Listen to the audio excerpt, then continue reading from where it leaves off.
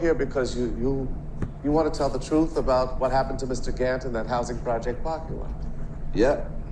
When in fact you are exactly the kind of person who would, if you felt you needed to, shoot a man down on a housing project parking lot and then lie to the police about it, would you not? Hey, look, I ain't never put my gun on no citizen. You are amoral, are you not? You are feeding off the violence and the despair of the drug trade. You're stealing from those who themselves are stealing the lifeblood from our city. You are a parasite who leeches off Just like you, the culture of drugs. Excuse me? What? I got the shotgun.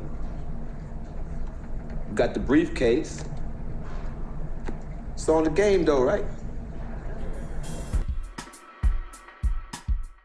That was a scene from Season 2, Episode 6 of The Wire, wherein infamous robber of drug dealers Omar Little, played by the late Michael K. Williams, hilariously testifies in court. Now, the context of this great scene isn't important for this video, but what Omar says is important. It portrays one of the key principles of the series in a blunt yet biting way. The oft-mentioned game has players with roles to play. Anyone, from a Baltimore Robin Hood to a morally bankrupt attorney, can play the game with their respective tools, whether they be shotguns or briefcases. But, as Omar notes, they both choose to play.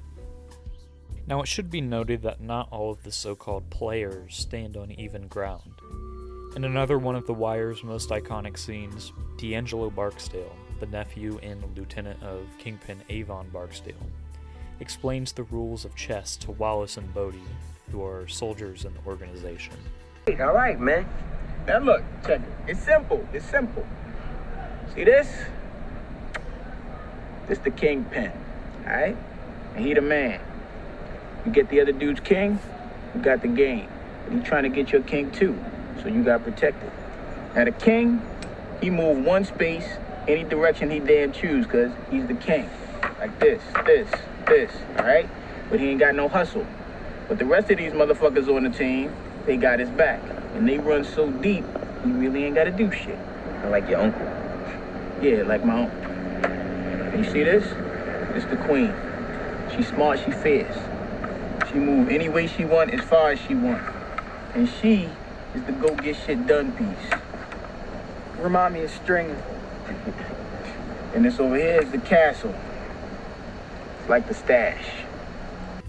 Through this less than subtle allegory, D'Angelo reveals just how unfair the game is to the pawns, the soldiers. They throw away their youth, futures, and lives for the kings on top, and for what? Nothing. Wallace asks how a pawn can become the king, and D'Angelo makes it clear that such a thing isn't possible. Feel. So how do you get to be the king? It ain't like that. See, the king, stay the king, alright? Everything stay who he is. Bodie then asks, If I make it to the other end, I win. If you catch the other dude's king and trap it, then you win. All right, but if I make it to the end, I'm top dog. Nah, yo, it ain't like that. Look, the pawns, man, in the game, they get capped quick. D'Angelo's response makes it clear that there is no end to the game for a pawn. All of their actions are driven by a vague and false sense of purpose and opportunity promoted by the system they were brought up in. Except for the pawns. Now, if a pawn made it all the way down to the other dude's side, you get to be queen. And like I said, the queen ain't no bitch. The pawns fruitlessly pursue the dream of becoming a king, thus condemning other pawns to the same struggles they once endured. The only tangible measure of success in the system is ruling over the underclass. This idea makes the kings, which are all of the players on top, from the kingpins to the lawyers, the most morally reprehensible, as they are well aware of the false promise of the game. It's a cycle that never ends. Those on top prosper off the backs of those at the bottom, who were forced by factors out of their control to play the game, and motivated to one day hold power, because winning can only be contextualized from the king's point of view. However, even the king's victory is short-lived. Eventually, a new opponent will come along to challenge the current king, as is shown in Season 3 of the show. This whole conversation is made all the more tragic considering these three characters' ultimate fate. Man, in the game, they get capped quick. They be out the game early. Unless they some smart-ass pawns. The idea that the game never ends is further enforced in Season 4. More than any other season of The Wire, this one highlights the repetition of it all. This is shown particularly through the use of the ring. It is first shown in the hands of Old Face Andre, the owner of a convenience store with a secret stash room in the back. He is pressured by Marlowe, the kingpin that took the place of Avon, into giving it away. Later, Omar takes the ring from Marlowe when robbing a card game. Omar loses the ring to Edward Walker, a thieving cop who takes it while arresting him. And finally, Walker loses the ring to Michael, a teen who humiliates the cop for harassing his friends. Yeah.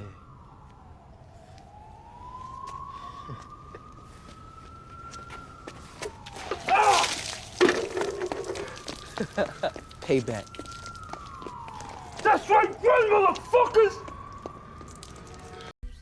An interesting detail is that the ring is never the first priority for any of these characters. Marlowe and Omar both notice it while taking money from someone, and Walker and Michael both steal it while using force to feel a sense of power and authority. While it may be easy to conclude that the ring symbolizes one vice, like greed, I think it symbolizes a few things. Greed, of course, but pride and sin in general.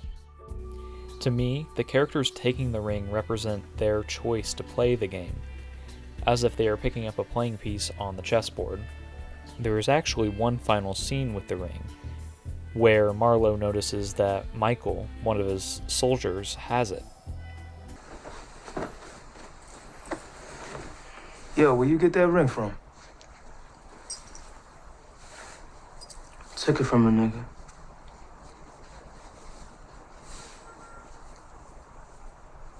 Why, you want it? Nah, you keep it, shorty. I think it's fascinating that Michael is the one who ends up with it. One of the main ideas of the season is how the underfunded, lackluster education system fails inner-city youth, letting them, quote-unquote, slip through the cracks and end up playing the game. A lot of focus is given to Michael and his friend group, including Daquan, Randy, and Namond. Throughout the season, Namond appears to be the most at risk of ending up on the streets due to his poor behavior in school and encouragement from his mother. While the other three boys each have their own issues to deal with, they appear to be motivated to stay out of the drug world. Michael wants to take care of his brother, Daquan is clearly intelligent in school, and Randy has a foster mother who supports him. However, as the story moves along, the opposite happens. Michael finds support from Marlowe's organization and becomes a soldier. Randy loses everything after being attacked for speaking to the police and ends up back in the foster care system. And Daquan leaves school to follow Michael, eventually working on a corner. Namond is the only one who escapes this fate, being taken in by his educator. The ring ending up in Michael's hands symbolizes how deep-rooted the issue with the game truly is.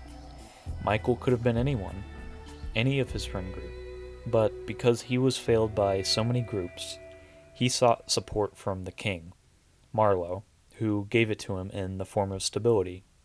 And echoing D'Angelo's speech, the pawns, forced to play the game, play, and the kings stay on top.